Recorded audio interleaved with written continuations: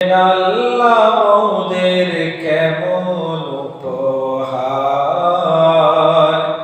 একই দিলেন আল্লাহ মোদের কেমন উপহার রহমতে আলমে নবী উম্মতে সরকার রহমতে আলমে নবী উম্মতে সরকার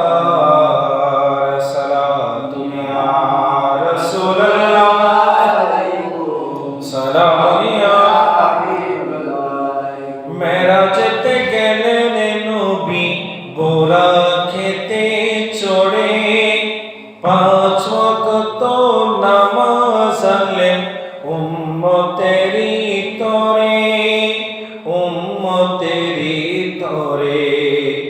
নামাজ ছেড়ে দিলে বান্দা পাবে না তো ছাড় রহমতে আলমে নবী উম্মতে সরকার সালাতু ইয়া রাসূলুল্লাহ সালামু ইয়া হাবিবাল্লাহ ভালোবেসে আল্লাহ যাকে দেখলেন আমার এই দরাতে আসলেন তিনি হয়ে মুহাম্মদ কঠিন হাসরেতে যিনি করবেন মোদের পার কঠিন হাসরেতে যিনি করবেন মোদের পার রহমতে আলমে নবী উম্মতে সরকার সালাতু ইয়া রাসূলুল্লাহ সালামু ইয়া সম্মানিত উপস্থিতি মুসল্লিয়ান কিরাম রাহমানি ওয়া রাহমাকুমুল্লাহ তাআলা আসসালামু আলাইকুম ওয়া রাহমাতুল্লাহি ওয়া বারাকাতুহু ওয়া আলাইকুম সালাম মহান আল্লাহর দরবারে লাখো কোটি শুকরিয়া জ্ঞাপন করছি যে আল্লাহ পাক রব্বুল আলামিন আমাদের সকলকে আজকের পবিত্র জুমার দিনে জুমার নামাজ আদায়ের লক্ষ্যে মসজিদে আসার বসার সুযোগ করে দিয়েছেন সে রব্বুল আলামিনের শুকরিয়াতে একটিবার বলি আলহামদুলিল্লাহ। সাথে সাথে লাখো কোটি দুরুদ ও সালামের হাদিয়া নজরানা পেশ করছি দয়াল নবী কামলিওয়ালা নবী দু জাহানের বাদশা নবী রহমাতুল লিল আলামিন সরকার মুস্তাফা সাল্লাল্লাহু আলাইহি ওয়াসাল্লামের নূরানি কদম মোবারকে দয়াল নবী মদিনার জমিন থেকে আমাদের প্রত্যেকের দরুদ ও সালামকে কবুল করুক সকলে বলে আমিন। মাগফিরাত আর নাজাত কামনা করছি আমাদের যে সকল মুরব্বীরা আমাদেরকে ছেড়ে অন্ধকার কবরের বাসিন্দা হয়েছেন আল্লাহ পাক রব্বুল আলামিন আজকের পবিত্র জুমার দিনের উসিলায় তাদের কবরগুলোকে জান্নাতের বাগান বানিয়ে দিক সকলে বলে আমিন। সম্মানিত হাজিরিন, এই মাস রজবুল মুরাজ্জব মাস আল্লাহ পক্ষ থেকে একটি গুরুত্বপূর্ণ মাস, উচ্চ আওয়াজে বলে সুবহানাল্লাহ। এই মাস দ্বারা আল্লাহ পাক রব্বুল আলামিন সূচনা করেছেন, আল্লাহ পাক রব্বুল আলামিন তিনটি মাসকে সূচনা করেছেন এই মাসের মাধ্যমে রজব, শাবান, রমজান। এই রজব মাসের মাধ্যমে আল্লাহ পাক রব্বুল আলামিন রমজান মাসের সূচনা করেছেন সুবহানাল্লাহ। এই রজবুল মুরাজ্জবকে রাসূল পাক সাল্লাল্লাহু আলাইহি ওয়াসাল্লাম বলেছেন আর রজব শাহরুল্লাহ, রজব হচ্ছে আল্লাহর মাস। সুবহানাল্লাহ, রজব হচ্ছে আল্লাহর মাস। রজব মাসের মধ্যে বান্দারা ফসল ফলানোর জন্য জমিনের মধ্যে চাষাবাদ করবে, জোরে বলুন সুবহানাল্লাহ। এবং শাবান মাস হচ্ছে রাসূল পাক সাল্লাল্লাহু আলাইহি ওয়াসাল্লাম বলেছেন শাবান মাস হচ্ছে সেখানে পানি সেচনের মাস, জোরে বলুন সুবহানাল্লাহ, সেখানে পানি দিবে। এবং রমজান মাস হচ্ছে ফল খাওয়ার মাস, জোরে বলুন সুবহানাল্লাহ। সালাতু ইয়া রাসূলুল্লাহ সালামু ইয়া হাবিবাল্লাহ আলাইকুম। তাহলে রজব, শাবান, রমজান, রজব মাসকে আল্লাহর মাস বলা হয়েছে। রাসূলুল্লাহ সাল্লাল্লাহু আলাইহি ওয়াসাল্লাম বলেন শাবান মিন্নি, শাবান হচ্ছে আমি নবীর মাস, জুড়ে বলুন সুবহানাল্লাহ। এবং রমজান মাস হচ্ছে আমার উম্মতের মাস, জুড়ে বলুন সুবহানাল্লাহ।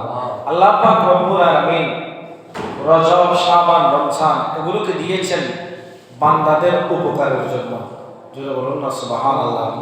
বীজ ফলাবেন, জমিনের মধ্যে চাষাবাদ করার জন্য বীজ দেওয়া হয়।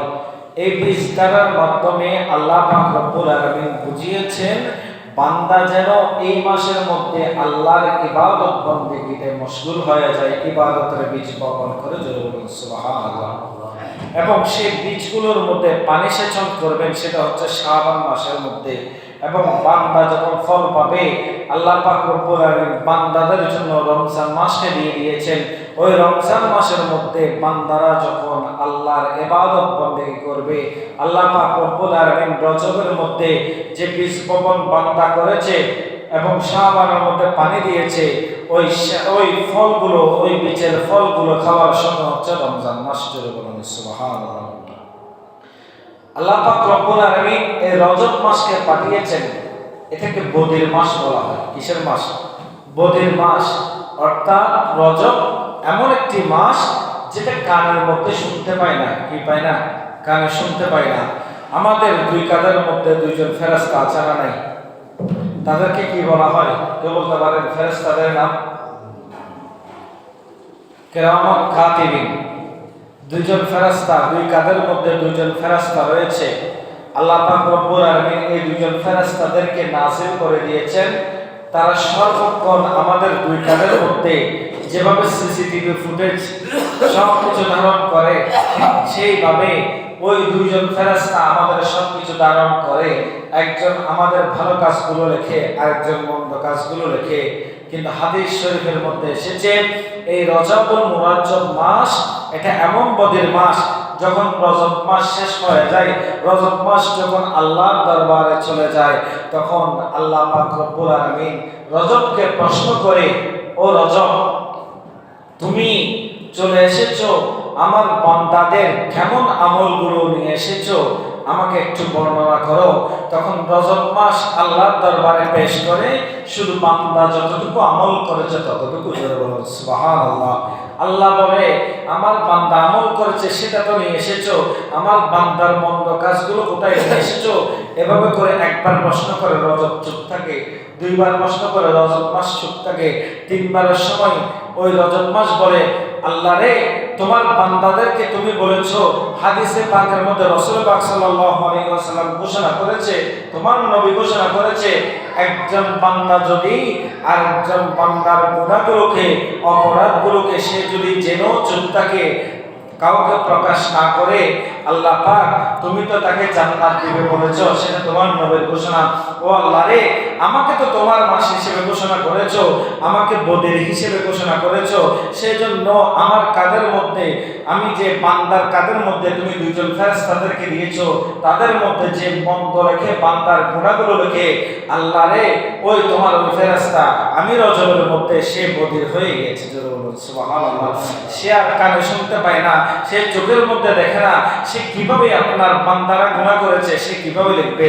সেগুলা কিছু দেখে নাই। শুধুমাত্র ওই ফেরেশতা, যে ফেরেশতা বান্দার আমলনামাগুলো লিখতো, সে সব কিছু লিখেছে এবং সে আপনার বান্দার আমলনামাগুলো লিখে নিয়েছে, জোরে বলুন সুবহানাল্লাহ। সালাতু ইয়া রাসূলুল্লাহ আলাইকুম, সালামু ইয়া হাবিবাল্লাহ আলাইকুম।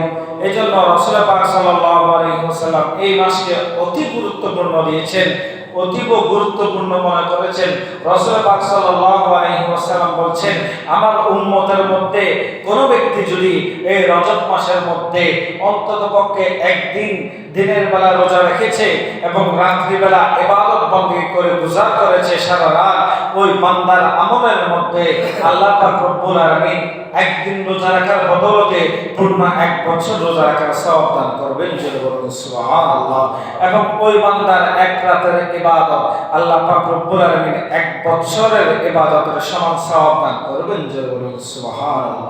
সালাতু ইয়া রাসূলুল্লাহ আলাইকুম, সালামু ইয়া হাবিবাল্লাহ আলাইকুম।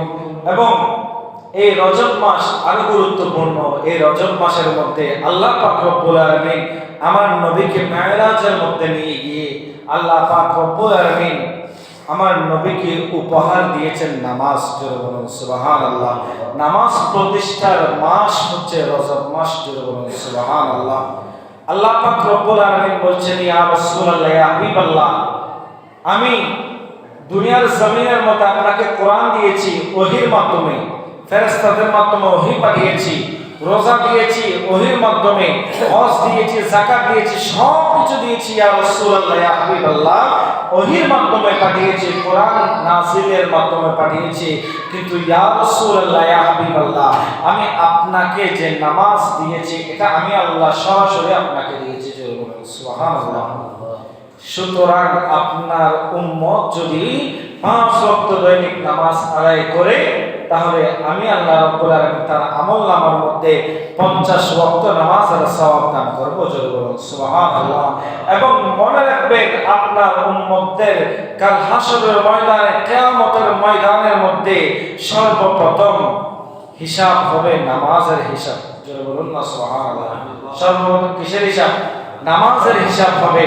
যত যাই করুক না কেন, আপনার উম্মতরা দুনিয়ার জমিনের মধ্যে জিন্দেগি করবে, জিন্দেগি যাপন করবে, কিন্তু আপনার উম্মত যদি নামাজ আদায় না করে, তার জন্য কোনো ছাড় দেওয়া হবে না। সর্বপ্রথম আমাকে হিসাব দিতে হবে বান্দার নামাজের, তারপরে বাকি হিসাবগুলো আমি আস্তে আস্তে নিব। আগে বান্দার নামাজের হিসাব নিতে হবে। তো সুতরাং রজব মাস হচ্ছে নামাজ প্রতিষ্ঠার মাস। আমাদের প্রত্যেককে নামাজ আদায় করতে হবে, কি হবে না? জোরে বলুন না, হবে কি হবে না? নামাজ এটা হচ্ছে আল্লাহর হুকুম, এটা হচ্ছে ফরজ। এটা কি বান্দার জন্য ফরজ, অবশ্যই। আল্লাহ পাক রব্বুল আলামিন কোরআনের মধ্যে যত কিছু নাযিল করেছেন, কোরআন এটা হচ্ছে মানব জাতির গাইডলাইন। এটার এই কোরআনের মাধ্যমে আল্লাহ পাক রব্বুল আলামিন যা যা ঘোষণা করেছেন সবগুলো আমাদের জন্য ফরজ। কথা বলেন ঠিক কিনা? সবগুলো আমাদের জন্য ফরজ। আল্লাহর হুকুম আহকাম মানতে হবে।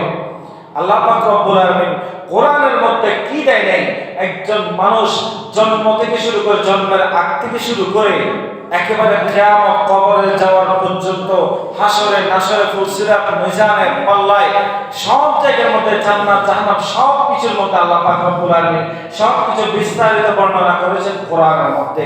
কিসের মধ্যে? কোরআনের মধ্যে। সুতরাং আল্লাহ পাক রব্বুল আলামিন ঠিক তেমনি ভাবে বান্দাকে সকল হিসাব নেওয়ার আগে আল্লাহ পাক সর্বপ্রথম কিসের হিসাব নেবেন? নামাজের হিসাব নেবেন।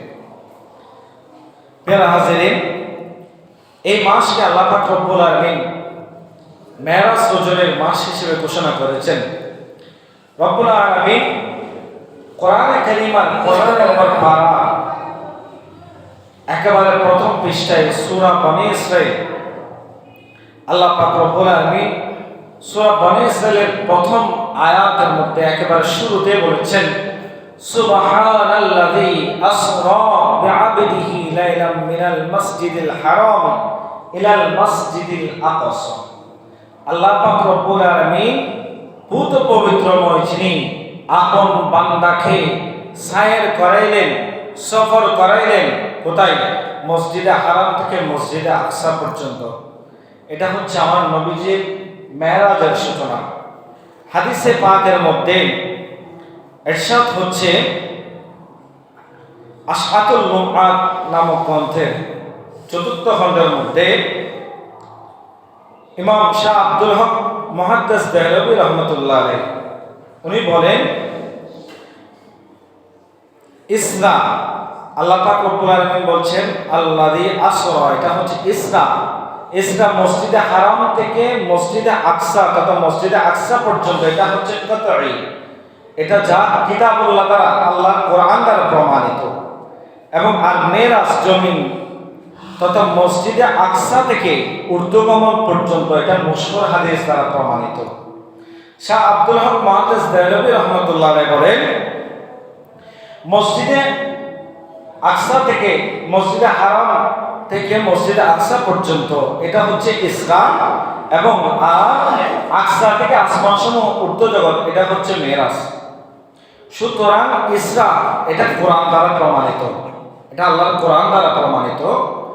এটা যদি কেউ অস্বীকার করে, কোনো বান্দা যদি অস্বীকার করে, তাহলে ফুকাহে কেরামের ফতোয়া অনুযায়ী কোনো ব্যক্তি যদি আমার নবী যে আল্লাহ পাক রব্বুল আলামিন নবী সাল্লাল্লাহু আলাইহি ওয়াসাল্লামকে মসজিদে হারাম থেকে মসজিদে আকসা পর্যন্ত নিয়ে গিয়েছে, এটা যদি কোনো ব্যক্তি অস্বীকার করে, তাহলে সে সরাসরি কাফের।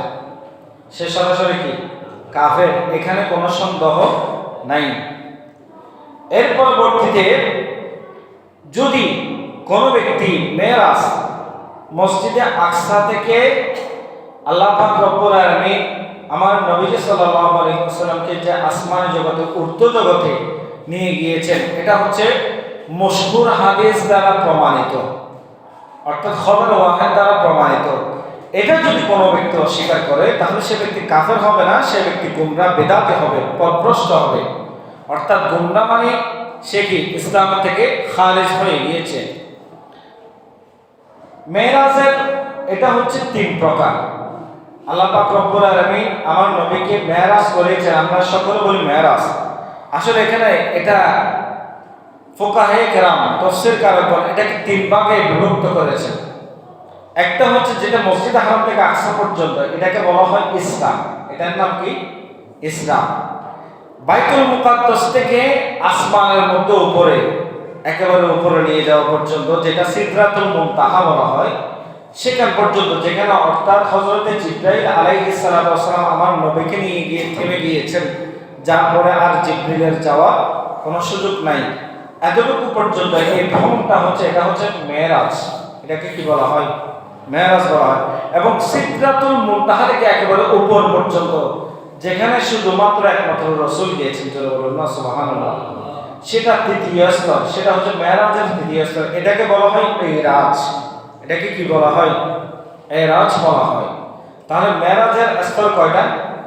তিনটা। কয়টা? এক নম্বর হচ্ছে ইসরা, আরেকটা হচ্ছে কি মেরাজ, আরেকটা হচ্ছে ইরাজ। এই তিনটা। এবার আসেন, আল্লাহ পাক রব্বুল আলামিন কোরআনে কারীমা 15 নম্বর পারায় সূরা বনী ইসরাঈলের মধ্যে সর্বপ্রথম আল্লাহ পাক রব্বুল আলামিন বলেছেন সুবহানাল্লাযী। এই সুবহান, আল্লাহ পাক রব্বুল আলামিন, সুবহান মানে অর্থ কি? আল্লাহ পাক রব্বুল আলামিন সর্বপ্রথম এই আয়াতের শুরুতে আল্লাহর পবিত্রতা ঘোষণা করেছেন। সুবহানাল্লাহ। আল্লাহর পবিত্রতা ঘোষণার মাধ্যমে আল্লাহ পাক রব্বুল আলামিন স্বীকার করেছেন আল্লাহর বান্দাকে, প্রিয় বান্দাকে আল্লাহ পাক রব্বুল আলামিন মেরাজ করিয়েছেন। এই সুবহান, এটা হচ্ছে পবিত্রতা, পুত পবিত্র। আল্লাহ পাক রব্বুল আলামিন পুত পবিত্র। দুনিয়ার জমিনের মধ্যে, পৃথিবীর সৃষ্টির মধ্যে আর কাউকে ঘোষণা করা হয়নি, একমাত্র কাকে ঘোষণা করা হয়েছে? আল্লাহকে। আল্লাহ তার ঘোষণা দিয়েছেন সুস্পষ্ট। আল্লাহ পাক রব্বুল আলামিন জানিয়ে দিয়েছেন আল্লাহ পাক রব্বুল আলামিন পুত পবিত্র। সুবহান নাম আল্লাহ পাকের কত একটা বড় গুণবাচক নাম, যে গুণবাচক নামের মাধ্যমে আল্লাহ পাক রব্বুল আলামিন বান্দার জন্য অসংখ্য নিয়ামত রেখেছেন। জোরে বলুন না সুবহানাল্লাহ। এই গুণবাচক আল্লাহর যে নাম রয়েছে সুবহান, একটা হচ্ছে পুত পবিত্র হওয়া, আর একটা হচ্ছে ত্রুটি থেকে মুক্ত। ত্রুটি থেকে কি মুক্ত? পুত পবিত্র আল্লাহ পাক রব্বুল আলামিন, যার কোনো কি নেই গুনাহ, জোরে বলুন না, যার কোনো কি নেই গুনাহ নাই, সব কিছু থেকে মুক্ত হচ্ছে আল্লাহ পাক রব্বুল আলামিন। সুবহান, পুত পবিত্র, যার বান্দার আল্লাহ পাক রব্বুল আলামিন বান্দাকে দিয়েছেন। আমাদের এক একজনের এক এক কিছু দরকার হয়, প্রত্যেকের প্রত্যেক কিছু দরকার হয়, কিন্তু আল্লাহ পাক রব্বুল আলামিনের কোনো কিছু দরকার হয় না। সেজন্য সর্বোচ্চ মহামান্বিত আল্লাহ পাক রব্বুল আলামিন, যার নামের শুরুতে সুবহান বলা হয়েছে। এই সুবহানাল্লাহ বললে, আমরা যে সুবহানাল্লাহ বলি, সুবহানাল্লাহর কিছু ফজিলত রয়েছে। আল্লাহ পাক রব্বুল আলামিন এই সুবহানাল্লাহ নাম কোনো ব্যক্তি যদি একদম খাস অন্তরে, খাস দিলে কোনো ব্যক্তি যদি আল্লাহ পাকের নাম ধরে সুবহানাল্লাহ বলে, শুধুমাত্র সুবহানাল্লাহ বলে, আল্লাহ পাক রব্বুল আলামিন ওই বান্দার আমলের মধ্যে আসমান এবং জমিন গোটা জগতের সমগ্র এই আসমান এবং জমিন সব সমান সওয়াব আল্লাহ পাক রব্বুল আলামিন ওই বান্দার আমলনামার মধ্যে দান করবেন। জোরে বলুন সুবহানাল্লাহ। এবং রাসূল পাক সাল্লাল্লাহু আলাইহি ওয়াসাল্লাম বলছেন, কোন বান্দা যদি দৈনিক 100 বার, কয়বার? 100 বার আল্লাহ পাক রব্বুল আলামিনের নাম সুবহানাল্লাহ সুবহানাল্লাহ সুবহানাল্লাহ দৈনিক 100 বার আদায় করে, রাসূল পাক সাল্লাল্লাহু আলাইহি ওয়াসাল্লাম বলছেন, ওই ব্যক্তির 100 বছর হোক, ওই ব্যক্তির সারা বছরের যতদিন পর্যন্ত সেই ব্যক্তি হায়াত পাবে, তার জীবনের সকল গুনাহ আল্লাহ পাক রব্বুল আলামিন মাফ করে দিবেন। জোরে বলুন সুবহানাল্লাহ। রাসূল পাক সাল্লাল্লাহু আলাইহি ওয়াসাল্লাম বলেন, ওই বান্দা যদিও সাগরের ফেনার সমান গুনাহ করে, আল্লাহ পাক রব্বুল আলামিন এই সুবহানাল্লাহ নামের বদৌলতে তার জীবনের গুনাহ মাফ করে দিবে। জোরে বলুন সুবহানাল্লাহ। সুবহানাল্লাহ দিয়ে আল্লাহ পাক রব্বুল আলামিন আরো অসংখ্য আয়াত বর্ণনা করেছেন। আমলের পাল্লা, একজন বান্দা আমলের পাল্লা, কিছু আমলের পাল্লার মধ্যে যেটা মিজানের পাল্লার মধ্যে মাপা হবে, বান্দার জবান দিয়ে, জিহ্বা দিয়ে সেই শব্দটা খুবই হালকা, খুবই কি হালকা, এবং মিজানের পাল্লায় অসংখ্য ভারী হবে। এটা হচ্ছে আল্লাহ পাকের একটা তাসবিহ। যদি কোনো বান্দা যদি সুবহানাল্লাহি ওয়া বিহামদিহি সুবহানাল্লাহিল আযীম, সকলে বলেন সুবহানাল্লাহি ওয়া বিহামদিহি সুবহানাল্লাহিল আযীম, এটা আমাদের জিহ্বায় বলতে একেবারে হালকা মনে হচ্ছে, মিজানের পাল্লায় সবচেয়ে ভারী হচ্ছে এটা, এই তাসবিহ। জোরে বলুন সুবহানাল্লাহ। সালাতু ইয়া রাসূলুল্লাহ আলাইকুম, সালামু ইয়া হাবিবাল্লাহ আলাইকুম। রাসূল পাক সাল্লাল্লাহু আলাইহি ওয়াসাল্লাম বলেন, সুবহানাল্লাহ, কোন ব্যক্তি যদি সুবহানাল্লাহ পড়তে থাকে, তাহলে আল্লাহ পাক রব্বুল আলামিন তার জন্য জান্নাতের মধ্যে খেজুর গাছ রোপণ করবেন। জোরে বলুন সুবহানাল্লাহ। এবং এক একটি বান্দা যতবার বলবে সুবহানাল্লাহ, আল্লাহ জান্নাতের মধ্যে তার নামে একটি একটি করে খেজুর গাছ রোপণ করবেন। এবং বান্দা যতক্ষণ পর্যন্ত সুবহানাল্লাহ বলবেন, ততক্ষণ পর্যন্ত খেজুর গাছ রোপণ করবেন, এবং সেই খেজুর গাছের সেই খেজুরগুলো ফল বক্ষণ করবে। বান্দা যখন জান্নাতের মধ্যে যাবে, তার জন্য আল্লাহ পাক রব্বুল আলামিন স্পেশাল আল্লাহ পাক রব্বুল আলামিন খেজুরগুলো প্রদান করবেন। জোরে বলুন সুবহানাল্লাহ। সালাতু ইয়া রাসূলুল্লাহ আলাইকুম, সালামু ইয়া হাবিবাল্লাহ আলাইকুম। এবং রাসূল পাক সাল্লাল্লাহু আলাইহি ওয়াসাল্লাম বলেন, কোন ব্যক্তি যখন আপন মনে ধারণা করে, ইরাদা করে যখন সুবহানাল্লাহ সুবহানাল্লাহ পড়ে, তখন সেই বান্দার অন্তরের মধ্যে তাকওয়া সৃষ্টি হয়ে যায়। জোরে বলুন সুবহানাল্লাহ। এবং আল্লাহর মহিমা স্মরণ হয়, আল্লাহর দয়াগুলো স্মরণ হয়, এবং শয়তানের কুমন্ত্রণা দূর হয়ে যায়। জোরে বলুন সুবহানাল্লাহ। আমাদের রিজিকের মালিক কে? সম্পদের মালিক কে? ইজ্জতের মালিক কে? সব কিছুর মালিক হচ্ছে আল্লাহ। আল্লাহ ছাড়া আর কেউ, আল্লাহ ছাড়া আর কেউ মালিক আছে? কথা বলবেন, আল্লাহ ছাড়া আর কোনো কেউ নাই। তাহলে আল্লাহর নাম ধরলে, আল্লাহর নাম যদি আমি জিকির করি, কোনো সমস্যা? সব সময় আল্লাহর নাম জিকির করা যাবে কি যাবে না? যদি কোনো বান্দা, কোনো ব্যক্তি যদি আল্লাহর নাম, আল্লাহর জিকির স্মরণ করতে কৃপণতা করে, কি করে? কৃপণতা করে। অনেক ব্যক্তি আছে বলতে একেবারে জিকির করতে চায় না, জিকির করলে অনেকের বিরক্ত লাগে, আসে না নাই? জিকির করলে অনেকের বিরক্ত লাগে। এটা হচ্ছে আল্লাহর নাফরমান বান্দা। আল্লাহর কি বান্দা? নাফরমান বান্দা। আল্লাহর জিকির করব, স্মরণ করব, আল্লাহকে স্মরণ করব। যখন বান্দা কোনো বিপদে পড়ে, সাথে সাথে স্মরণ করে কাকে? জোরে বলুন না। আল্লাহ বলছে, ও বান্দারে, আমি তোমাদেরকে বিভিন্ন ভাবে বালা মুসিবত দিয়ে, বিপদ আপদ দিয়ে আমি তোমাদেরকে পরীক্ষা করি। কারণ কেননা তোমাদেরকে যদি আমি পরীক্ষা না করতাম, তোমাদেরকে যদি আমি বিপদে না ফেলতাম, তাহলে তোমরা আমি খোদাকে ভুলে যেতে। কথা বলেন ঠিক কিনা? বান্দা আল্লাহকে ভুলে যায় যখন আরাম আয়েশে থাকে। এরকম আমাদের সমাজে অনেক মানুষ আছে না নাই? যখন আরাম আয়েশের মধ্যে থাকে, সুখে শান্তিতে থাকে, তখন আল্লাহকে ভুলে যায়, আল্লাহর জিকির করতে ভুলে যায়। কথা বলেন ঠিক কিনা? অনেক কিছু করি আমরা, ঠিক কিনা? অনেক কিছু করি, অনেক আরাম আয়েশ, সব কিছু আমরা যখন আরাম আয়েশ পাই, সুখ শান্তি পাই, তখন বান্দা আল্লাহর নাম ভুলে যায়। আর যখন হুট করে কোনো বিপদ চলে আসে, সাথে সাথে বান্দা কাকে জিকির করে? কার জিকির করে? আল্লাহর জিকির করে। হুট করে বিপদ চলে আসলো, আমরা বলি আল্লাহ, আল্লাহ তুমি আমাকে ক্ষমা করে দাও, আল্লাহ তুমি আমাকে এই বিপদ থেকে রক্ষা করো। কথা বলেন ঠিক কিনা? তা আল্লাহ বলছেন আমি বান্দাদেরকে পরীক্ষা করি, এভাবে বিপদের মধ্যে আমি ফেলে দেই, কারণ কেননা আমার বান্দা যেন আমাকে স্মরণ করে। জোরে বলুন সুবহানাল্লাহ। সুতরাং সেজন্য রাসূল পাক সাল্লাল্লাহু আলাইহি ওয়াসাল্লাম বলছেন, যখন বান্দা সুবহানাল্লাহ সুবহানাল্লাহ জিকির করে, তখন ওই বান্দার মনের ভিতরে আল্লাহর মহিমা চলে আসে, তাকওয়া চলে আসে। জোরে বলুন সুবহানাল্লাহ। সেজন্য হাঁটতে বসতে চলতে ফিরতে সব সময় আল্লাহর জিকির করতে হবে, কি হবে না? সুবহানাল্লাহ বলতে হবে কিনা? সুবহানাল্লাহ পড়বেন মসজিদের মধ্যে বসে বসে। এখন তো সুবহানাল্লাহ বলতে হলে আপনার চুপ হয়ে যান, জবান দিয়ে বের হয় না। কেন? আল্লাহর জিকির মন খুলে বলতে হবে। আল্লাহর জিকির কিভাবে বলতে হবে? মন খুলে বলতে হবে, কারণ আল্লাহ হচ্ছে সমস্ত দোষ ত্রুটি মুক্ত। কথা বলেন ঠিক কিনা? আল্লাহ হচ্ছেন পুত পবিত্র।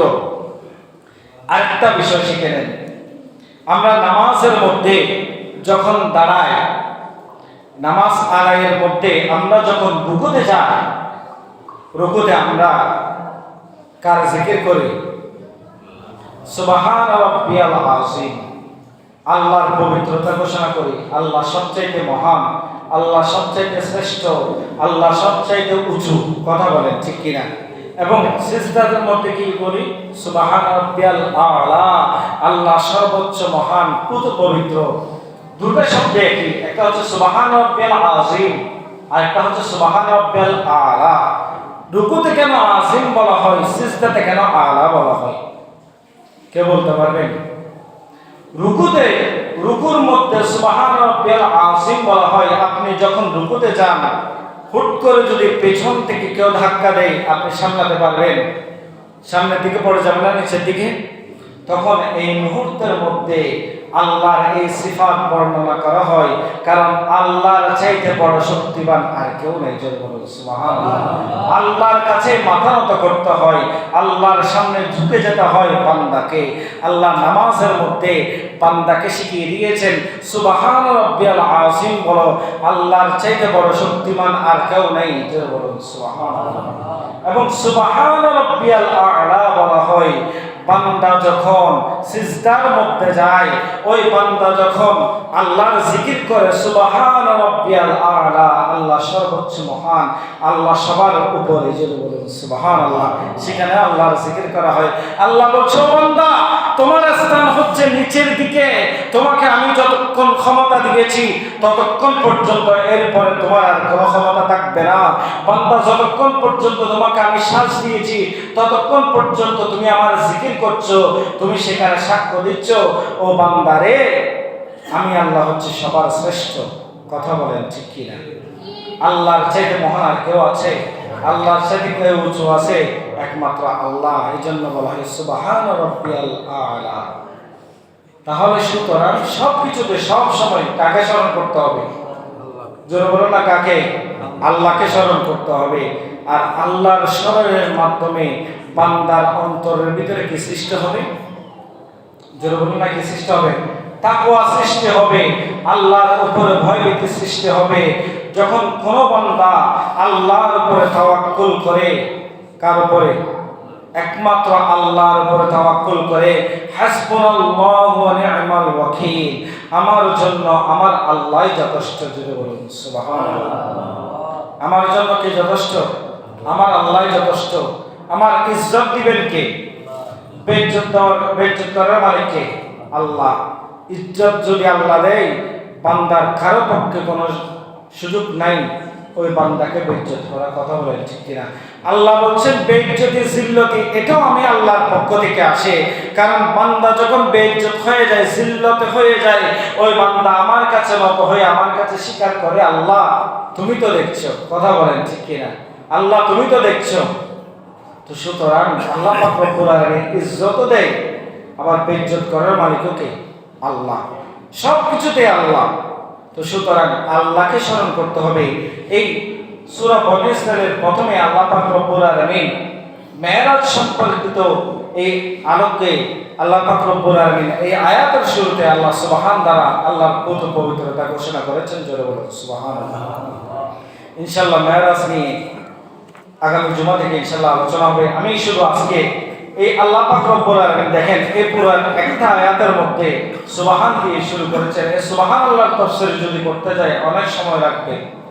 আল্লাহ পাক রব্বুল আলামিন সদা সর্বদা আল্লাহর জিকির করার তৌফিক নসিব করে সকলে বলে আমিন।